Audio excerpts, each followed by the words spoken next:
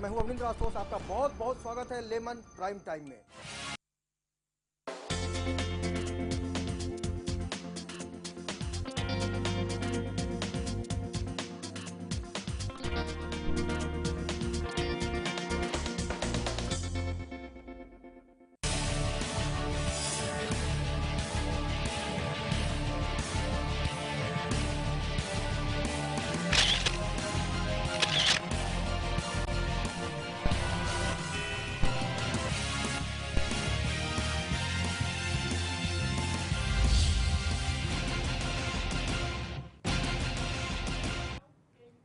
नमस्कार, मैं हूं अवनींद्र आशुतोष, आपका बहुत बहुत स्वागत है। आप देख रहे हैं लेमन प्राइम टाइम।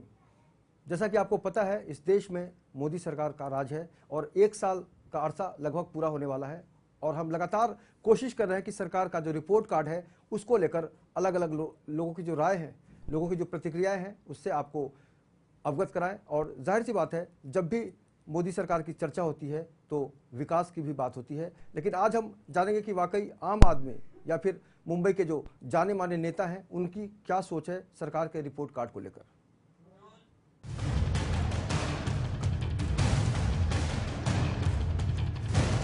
आइए बहनों, अच्छे दिन।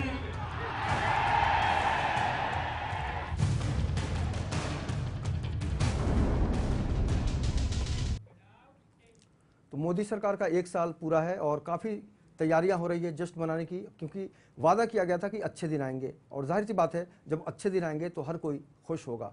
आज हमारे साथ इस खास चर्चा में शामिल होंगे भारतीय जनता पार्टी के नेता कमलेश यादव जी, हमारे साथ हैं। कमलेश जी, बहुत बहुत स्वागत है आपका। और मशहूर एडवोकेट, बॉम्बे हाई कोर्ट से लगातार लंबे समय तक जुड़े रहे हैं, आरसी राठी साहब हमारे साथ हैं। आरसी साहब, आपका बहुत बहुत स्वागत है। और लोकाधिकार के मुंबई अध्यक्ष हैं रफत हुसैन साहब, हमारे साथ रफत जी भी हैं। रफत साहब, आपका बहुत बहुत स्वागत है। सबसे पहले आपसे जानना चाहेंगे राठी साहब, क्योंकि आप अर्थ जगत से भी बहुत ही गहरे से जुड़े हुए हैं, आपने भी बहुत कुछ महसूस किया होगा इन 1 साल में। आपसे जानना चाहेंगे कि आप किस तरह से देखते हैं 1 साल को, मोदी सरकार ने जो पेश किए हैं अभी तक। मैं जब मोदी सरकार की चर्चा आपके मीडिया से सुनता हूँ, देखता हूँ, तो मुझे मेरे गांव की एक पुरानी मसला याद आता है। हमारे पड़ोस में जगदीश जोशी नाम का एक व्यक्ति था और वो 12th के अंदर हाईएस्ट बोर्ड में नंबर लाके और डॉक्टर के अंदर उसने एडमिशन लिया था और जयपुर के टॉप कॉलेज में गया था।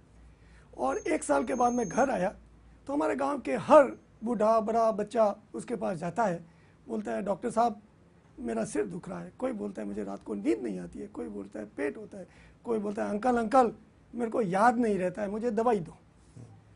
तो वो हमेशा यही बोलता था कि देखिए मैं डॉक्टरी करने गया हूँ, कम से कम डॉक्टर बनने के लिए 5 साल लगते हैं।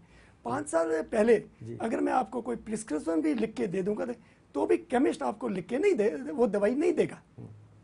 उसका कारण है कि 5 साल अगर डॉक्टर बनने के लिए लगते हैं तो लगते हैं।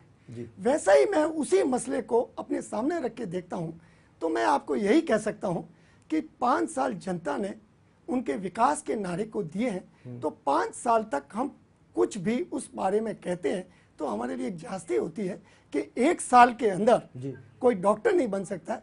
1 साल के अंदर विश्व का सबसे बड़ा देश जो कई सालों तक अंग्रेजों की गुलामी में रहा और कई सालों तक हमें दबा के रखा, वैसा देश एक साथ में इतना विकास नहीं कर सकता है जो हमें विकास दिखाई दे। विकास दिखाई देने का मतलब ये है कि हर इंसान को ऐसा लगे, हर इंसान को ऐसा फील हो कि नहीं आज मेरी थोड़ी प्रोग्रेस हुई है।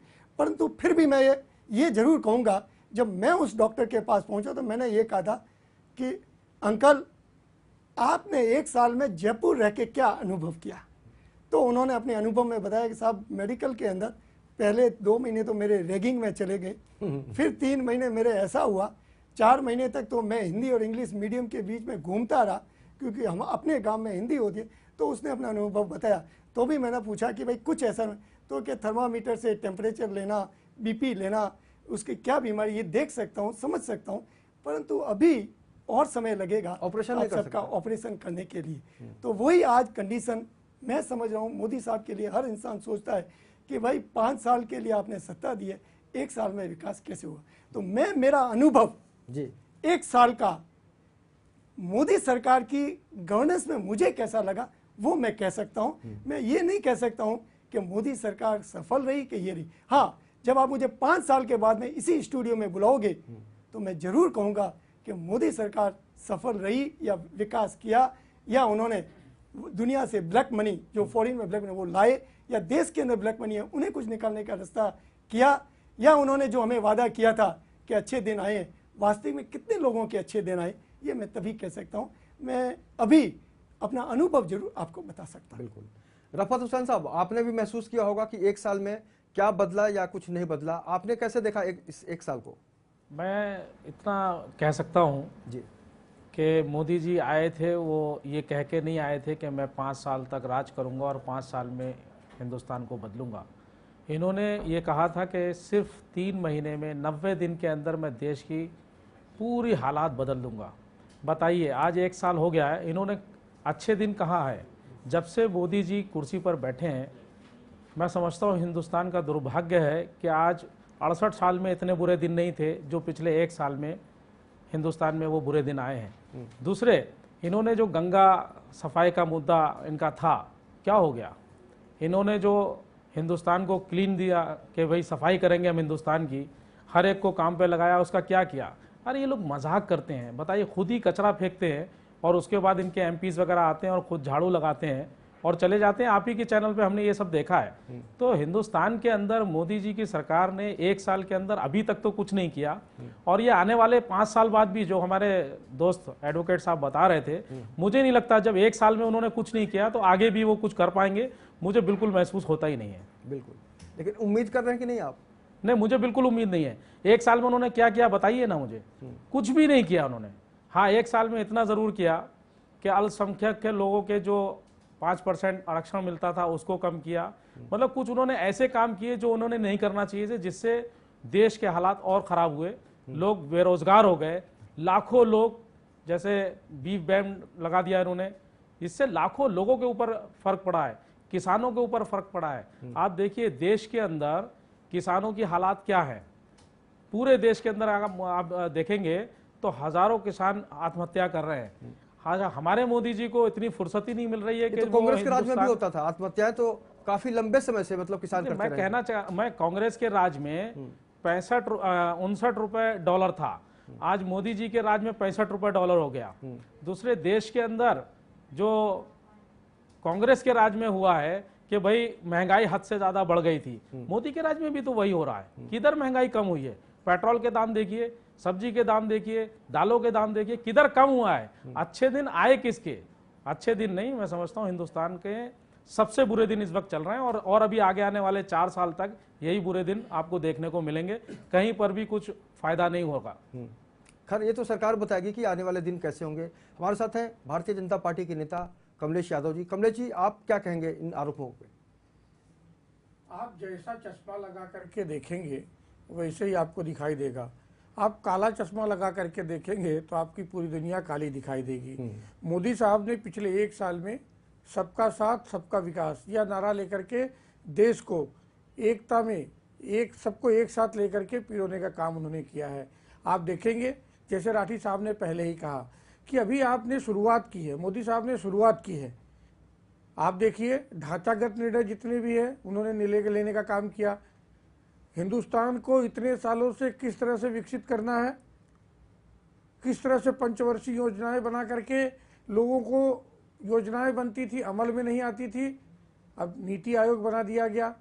नीति आयोग में प्रत्येक राज्यों के मुख्यमंत्रियों को वहाँ सदस्य बनाया गया। लोगों को कहा जा रहा है कि आप आकर के बताइए कि आपके राज्य में विकास करने के लिए कौन कौन से निर्णय लेने चाहिए, कौन कौन सा काम ऐसा करना चाहिए कि आपका विकास हो। कांग्रेस ने 60 साल में देश को लूटा। उन्होंने कोयला घोटाला किया, उन्होंने स्पेक्ट्रम घोटाला किया, उन्होंने जमीन घोटाला किया। कम से कम 1 साल के मोदी साहब के कामकाज में उन्होंने कम से कम ऐसा तो किया कि कोयले के जो इन्होंने नीलाम किया उसमें राज्यों की हिस्सेदारी की, स्पेक्ट्रम की नीलामी हुई, देश को पैसे मिले, जो भी जगह जमीन ली जा रही है उसका उचित मुआवजा दिया जा रहा है। यहाँ जीजा जी, साहब जी, दूसरे किसी का बोलबाला तो नहीं है। इसलिए मैं जिस तरह से कह रहा हूँ, देखिए मोदी साहब अमेरिका में जाकर के उन्होंने कहा ये माइनॉरिटी की बात करते हैं, कहते हैं कि मुसलमानों का 5% आरक्षण मोदी साहब ने कहाँ ले लिया भैया? कौन से कांग्रेस ने आपको 5% आरक्षण हिंदुस्तान में दिया था? पहले आप जो भी बातें होती है सही ढंग से सामने रखिए। फिर मोदी साहब ने क्या कहा महाराष्ट्र के अंदर 5% कांग्रेस ने दिया था, साहब की बात हो रही है, महाराष्ट्र की बात नहीं कर रहे हैं मोदी जी नहीं किया ये सब। मोदी जी की कैसी बात कर सकते हैं? नहीं ऐसा महाराष्ट्र के मुख्यमंत्री अगर मोदी जी नहीं करते तो मुझे नहीं लगता कि यहाँ पर चीफ मिनिस्टर साहब ऐसा करते। बात करेंगे और यही मैंने पहले कह दिया, आप गलत चश्मा लगा करके बात करेंगे, आपको सारी चीजें काली ही दिखाई देंगी। और मोदी साहब ने अमेरिका में जाकर के कहा हिंदुस्तान का मुसलमान स्वाभिमानी होता है, देशभक्त होता है। ये कहने की हिम्मत आज तक कांग्रेसियों में क्यों नहीं हुई? तो आपको मैं पहले से कह रहा हूं, देश को विकसित करने का मोदी साहब जर्मनी गए। मोदी साहब जितने विदेशों में जाकर के क्या कर रहे हैं? यह कर रहे हैं देश में जो भी हमारे मोदी साहब को पहले हिंदुस्तान की जनता ने उनको जिता के बेचा है, उन्होंने 5 साल के लिए बना के, अरे हमको खूब ध्यान है, आप अपनी बात कहिएगा, जब आपकी बात आएगी तब कहिएगा। 1 साल के अंदर ऐसा कोई प्रधानमंत्री पैदा ही नहीं हुआ जिसने पूरा टाइम जो है विदेशों में निकाला हो। और देश के अंदर अकाल आ गया है, देश के अंदर बरसात हो रही है, ओले गिर रहे हैं, जिसमें किसान मर रहा है। किसान को उसके लिए मोदी जी जिम्मेदार हैं। मोदी जी कम से कम जिम्मेदार अगर नहीं है तो कम से कम जाके उनके गांवों में प्रशासन आश्वासन तो दे सकते हैं, उनको ये तो बोल सकते हैं कि कम से कम भाई आप लोग अच्छा जो वादा किया है देश को विकास करने का, सारे लोगों को नौकरी देने का, वायदा उनका किधर पूरा हो रहा है? विदेशों में रह रहे हैं वो, खाली हिंदुस्तान से इसलिए आते हैं, वो अपने कपड़े को वॉशिंग कराने के लिए हिंदुस्तान आते हैं, बाकी जो उनका टाइम बचता है वो पूरी दुनिया का टूर मार रहे हैं। ये बताइए नेपाल में इतना बड़ा हादसा हुआ, नेपाल के लोगों को उन्होंने कपड़े पुराने कपड़े भेज दिए, उल्टे सीधे जो है भोजन का चीज भेज दी। ये चीज अच्छी है? वहां के नेपाल के लोगों ने सब वापस कर दिया हिंदुस्तान को। शर्म आना चाहिए। ये सोचिए आप कि कम से कम देश का प्रधानमंत्री विदेशों में रह रहा है और हमारे देश में किसान आत्महत्या कर रहे हैं, भूखे मर रहे हैं, उनको गवर्नमेंट की तरफ से चेक मिल रहा है 60 रुपए का, उनकी 1 लाख से जमीन, उनका जो गेहूं था बर्बाद हो गया, लेकिन उनको गेहूं बर्बाद हो गया इसकी पर फिक्र नहीं है। वो खाली विदेशों में जाके देश का पैसा दे रहे हैं। अरे वही पैसे को अगर हिंदुस्तान में किसानों को दिया जाए तो मुझे नहीं लगता जो अकाल आया है वो अकाल 2 मिनट के अंदर खत्म हो सकता है। आपको थोड़ा सोचना चाहिए। गलत होती है उसको आप लोगों के सामने बोलते हैं, आप लोग झूठा इल्जाम लगाते हैं, आप लोग झूठे हैं, फरेबी हैं। आप ये बताइए, मोदी जी ने कहा है एक एमपी जो है वो एक गांव को, हिंदुस्तान के एक गांव को गोद लेगा। जवानों को वहां लगाएगा, क्या बात करते हैं आप? उत्तर प्रदेश में एक पिलभीत शहर है जहां पर मेनका गांधी जो है एमपी हैं, उन्होंने उनके क्षेत्र में आप जाइए, बीजेपी के नाम से वो जीत कर गई हैं। अफसोसजनक ये बात है, उनके शहर के अंदर कोई भी विकास नहीं, कोई भी काम नहीं, और वो अपने कार्यालय में मिलती नहीं, वो तो सीधा यहाँ दिल्ली में रहती हैं। तो मोदी जी एमपी जिताने के बाद अब उसके बराबर में आइए बरेली में संतोष कुमार गंगवार जी हैं, जो अपने संसदीय क्षेत्र में दिखते भी नहीं है। आप छोड़िए यूपी की बात, मुंबई की बात बता रहा हूँ, यहाँ पर कीर्तिकर जी हमारे एमपी हैं। आज हमने 1 साल हो गया, 1 साल में उन्हें देखने तक को नहीं मिले। वो एमपी जो अपने क्षेत्र में नहीं आते तो विकास कैसे करेंगे? मेनका जी को देश की जिम्मेदारी मोदी जी ने दी है, और मोदी जी ने देश की जिम्मेदारी देकर के मेनका जी को कहा है कि पीलीभीत में अपना प्रतिनिधि रखिए, उस प्रतिनिधि के माध्यम से काम हो रहा है। तो आप बताइए राहुल गांधी देश में कितने दिन जाते हैं? साल में 6 दिन 9 दिन जाते हैं, कहीं नहीं कोई विदेश में रहता। देश के विकास के लिए जो भी जरूरत है मोदी जी कर रहे हैं। देश को मंगोलिया में जाके करोड़ों रुपए देना, नेपाल में जाके करोड़ों रुपए देना, इसलिए उनको देश में जो भी निवेश आना चाहिए उसके लिए मोदी जी सारा काम देखिए, आपके झूठ बोलने से, आपके बरगला देने से, जहां पर अकाल गिरा है उत्तर प्रदेश में जाके उनको देखना चाहिए। जाने वाला नहीं है। आरोप प्रत्यारोप करने से अच्छा है कि हम पहले जनता को सुन लेते हैं कि मुंबई की जो जनता है वो बहुत ही जागरूक है, और 1 साल के रिपोर्ट को वो किस तरह से देखती है। पहले सुनते हैं मुंबई की जनता की राय, और फिर आगे हम चर्चा जारी रखेंगे। मोदी सरकार के 1 साल पूरे होने पर उनकी विदेश यात्रा के साथ साथ उनके सूट बूट और उनके मंत्रियों के विवादित बयान जनता के बीच चर्चा का विषय बने रहे। आइए जानते हैं इन सब के अलावा उन्होंने क्या कुछ किया, इस पर मुंबईकरों की क्या प्रतिक्रिया है। थोड़ा महंगाई तो है, लेकिन फिर भी उसको कंट्रोल करेंगे। बिल्कुल गलत वादा किया, और इंसान को एक दिन यहाँ से जाना है, जो बोले कम से कम सच बोले। इसके बाद भी कोई दुनिया है जहाँ उनको जवाब देना है। आज लोग भूखे मर रहे हैं, मोदी सरकार जब से आई है तब से पहले से तो सुधार ही है और जो काम हुआ है वो अच्छा काम हो रहा है और जो होएगा आगे वो भी अच्छा होगा। लेकिन ये मोदी जी के अच्छे दिन है, पब्लिक के नहीं है, आवाम के अच्छे दिन नहीं है, मोदी जी के अच्छे दिन है और अच्छे दिन हैं मोदी जी के, इसमें कोई शक की बात नहीं है। अभी जो है ना यहाँ किसान मर रहा है महाराष्ट्र में, वहाँ दिए पैसा देना चाहिए, इंसानी हमदर्दी में देना चाहिए, मगर यहाँ पहले अपना देखना चाहिए ना। महाराष्ट्र में कितना किसान मर रहा है, कई 100 करोड़ जो है वहाँ दे दिए जो है। बहुत परिवर्तन आया है, हर आदमी सुरक्षित नजर आता है, हर एक के अंदर सुरक्षा की भावना पैदा हो गई है, हर आदमी अपना खुद का काम करना चाहता है, बहुत सारे परिवर्तन आए। दौरे नहीं, पहले अपना वो सुधारना चाहिए ना, पहले अपना ढांचा बनाना चाहिए, जो है दौरे से कुछ नहीं सुधरेगा। देखिए जो बढ़ रहा है तो वो तो देश की इकोनॉमी के हिसाब से बढ़ रहा होगा, ये इंटरनेशनल जो रेट बढ़े होंगे तो उस हिसाब से पेट्रोल डीजल के रेट बढ़े, उन्होंने अपनी मर्जी से तो नहीं बढ़ाए हैं। सर देखिए उन्होंने विकास की नई रास्ते खोले हैं, नई राह सभी को दिखाई है और देश में नई चीज़ों के लिए उन्होंने दरवाजे खोल दिए हैं। हमें एक अच्छा सरकार मिली है भाजपा आने से और मोदी जी बहुत अच्छा काम कर रहे हैं। चीन गए, वो पहले कोई प्रधानमंत्री चीन कभी गए नहीं, लेकिन मोदी जी पहले प्रधानमंत्री हैं जो इंडिया से चीन गए। उन्होंने चीन से दोस्ती का हाथ बढ़ाया और चीन से हमारे लिए व्यापार के नए रास्ते खोले हैं, ये उन्होंने बहुत अच्छा काम किया है। परिवर्तन ये है कि इससे पहले जो हमारे पीएम थे वो साइलेंट मोड पे हैं और हमारे पीएम जो है अभी ये फ्लाइट मोड पे है। और जो विदेश दौरे चल रहे हैं मोदी जी के वो बहुत अच्छे, हमारे युवा जितने भी हैं उनके लिए एक अच्छी तरक्की आने वाली है, अच्छी सरकार आई है और अच्छी काफ़ी सर्विसेज मिल रही हैं, बड़ी बड़ी कंपनियां हमारे वहाँ आ रही है। वादा किया था लेकिन कुछ परिस्थितियाँ उनके कंट्रोल में नहीं रही होगी, इसीलिए ऐसा हुआ होगा। लेकिन अब जितना भी अब कांग्रेस के शासन में 50 साल 60 साल में जो हुआ है वहाँ पर भी तेल के रेट बढ़े भी हैं घटे भी हैं, तो यहाँ पर भी बढ़े भी हैं घटे भी हैं।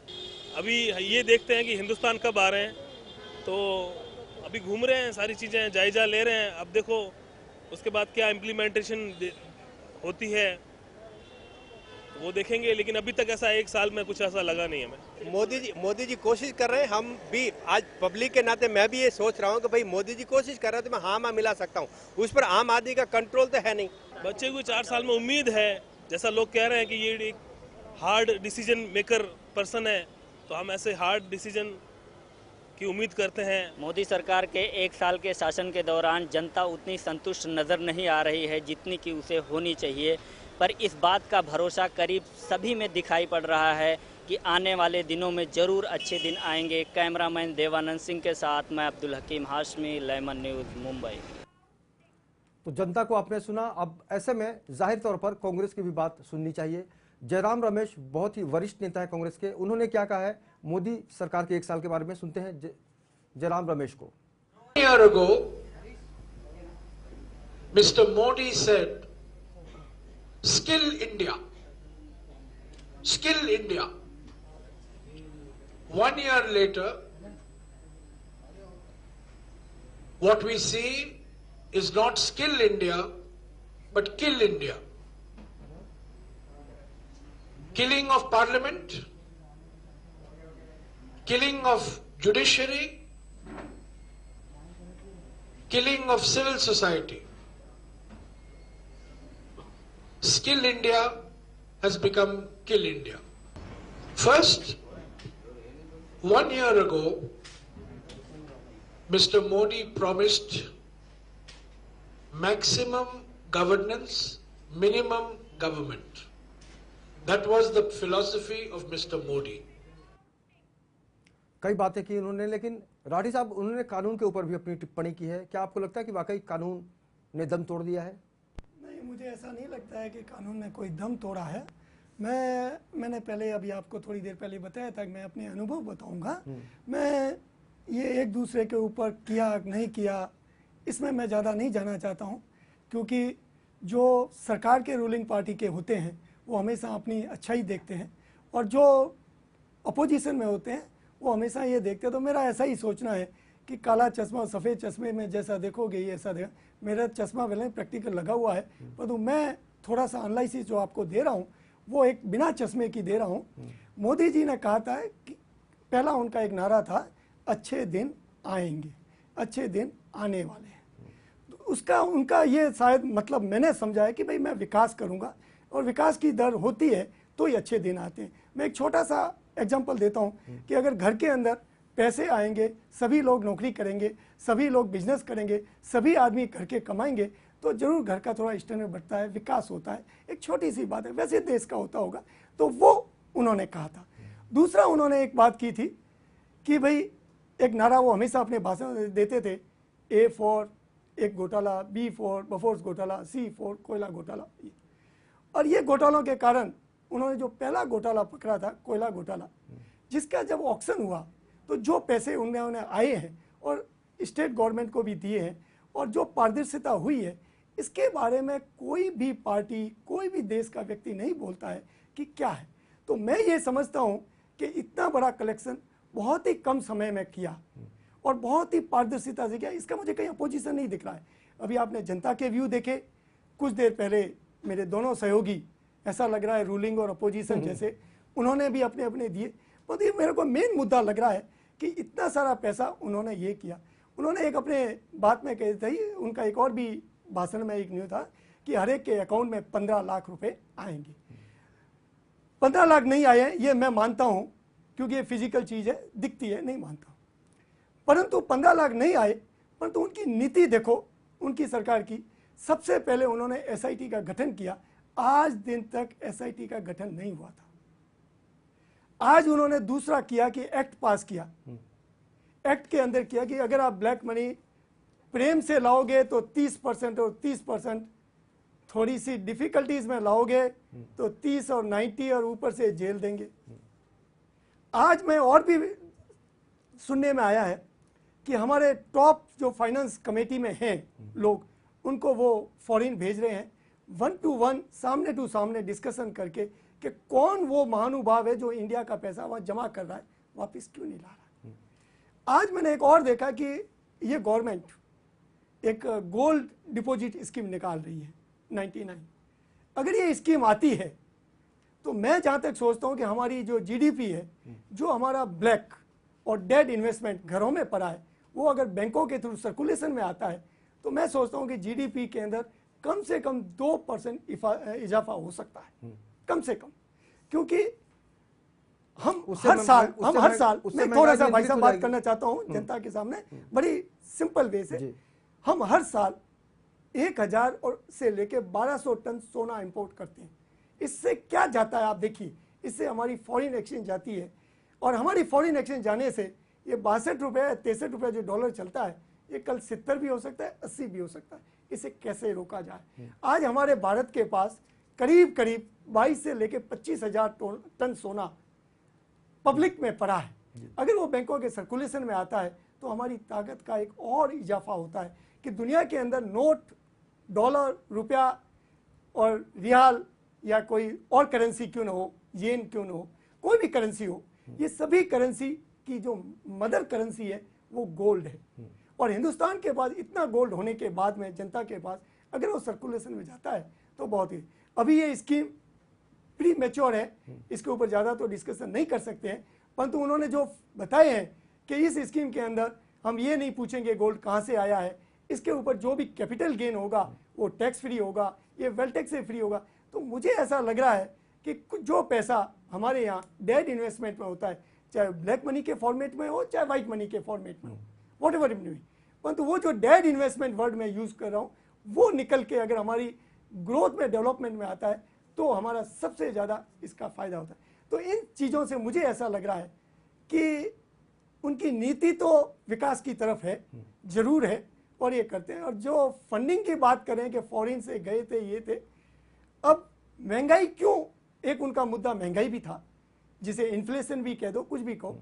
उसके बारे में मैं ऐसा कहूँगा कि कई बार हम लोग ऐसे सोचते हैं कि इन्फ्लेशन लोगों के कारण, व्यापारियों के कारण, इनके कारण आता है, परंतु वास्तविक इन्फ्लेशन इसके कारण नहीं आता है।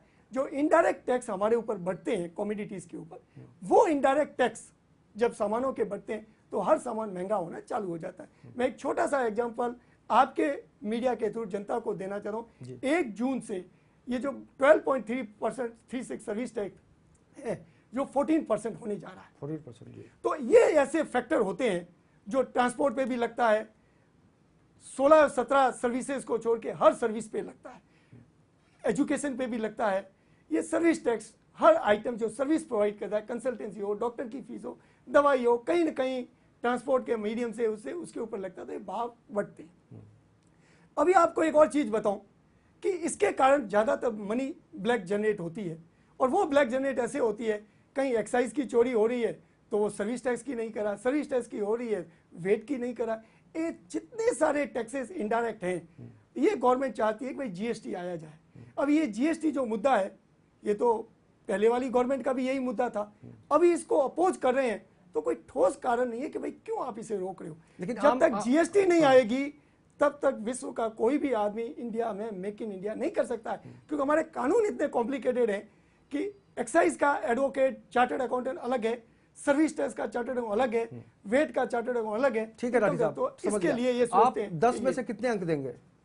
मतलब ओवरऑल 10 में से मैं 10 में से उनको 7 मार्क्स दूंगा, उसके अंदर 1 मार्क्स उनका काटूंगा, क्योंकि अभी हाल ही प्रधानमंत्री नरेंद्र मोदी जी ने एक शब्द फॉरेन में जो कहा स्टेटमेंट, हो सकता है कि नोइंगली और जुबान फिसले से वो मुझे अच्छा नहीं लगा।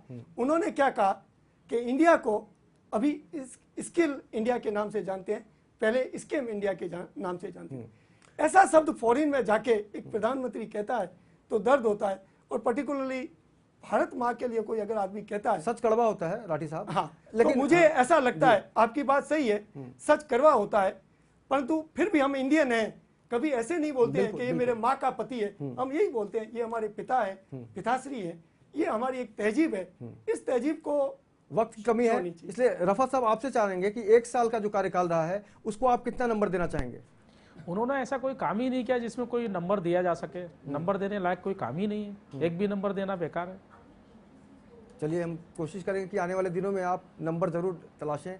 कमलेश जी, चलते चलते क्या कहना चाहेंगे उन लोगों को जिनके मन में काफ़ी सवाल हैं, काफ़ी सारे असमंजस की स्थिति में है? वो देश को सुचारू रूप से चलाने के लिए प्रधानमंत्री जी ने देश को चलाने के लिए जो वादे किए हैं उसको पूरा करने के लिए जिस तरह से नीतिगत निर्णय लेने चाहिए वो सारा लेने का काम माननीय प्रधानमंत्री जी दे रहे हैं और कर रहे हैं, और आने वाले दिनों में उस सारे चीज़ों का असर जरूर दिखाई देगा। यह जरूर है कि जिस तरह से लोगों की अपेक्षा थी कि महंगाई कम होगी, जिस तरह की लोगों की अपेक्षा थी कि हमारे बैंक में पैसे आएंगे, वो सारी चीज़ें नहीं हुई हैं। लेकिन इसका मतलब ये नहीं है कि लोगों का विश्वास घटा है। लोग आज भी प्रधानमंत्री जी के ऊपर विश्वास कर रहे हैं, उनको पूरा भरोसा है कि आने वाले दिनों में देश के प्रधानमंत्री के ऊपर जो लोगों ने भरोसा किया है उस पर जरूर खरे उतरेंगे। मैं मोदी जी को 10 में से पूरे 10 मार्क्स दूंगा कि उन्होंने 1 साल में नए दिल्ली जा करके पूरी तरह से ब्यूरोक्रेसी पे कब्जा करके ब्यूरोक्रेसी को मजबूर किया कि वह लोगों का काम करे, वह समय पर आए, लोगों से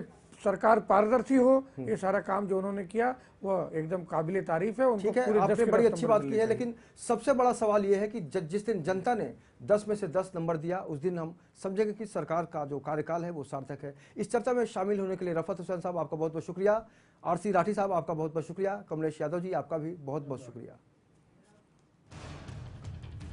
तो सरकार का मतलब होता है इस देश को संभालने की जिम्मेदारी, सरकार का मतलब होता है आम आदमी की भावनाओं को समझना और उसको कहीं न कहीं से कार्यान्वित करना। लेकिन मोदी सरकार को 5 साल का मौका मिला है, लेकिन अभी 1 साल हुए हैं, और निश्चित रूप से आने वाले समय में ये देखना दिलचस्प होगा कि आम आदमी की भावनाओं पर मोदी सरकार कितना खरा उतरती है, और जितने भी सवाल हैं उसको कब से किस तरह से वो जवाब देकर देश की जनता को ये बताने की कोशिश करेगी मोदी सरकार कि वाकई अच्छे दिन आएंगे। आज के इस चर्चा में इतना ही, लेकिन आप लगातार बने रहिए लेमन न्यूज़ के साथ। मुझे दीजिए इजाज़त, नमस्कार।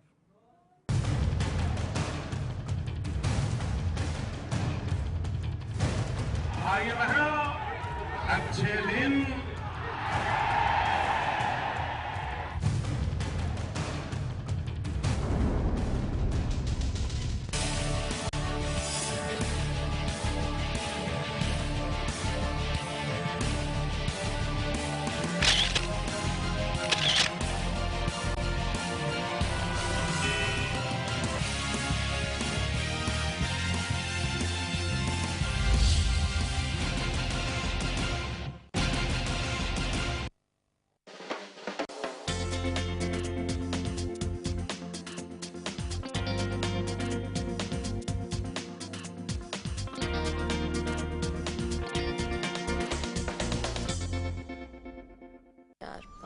छह पंजे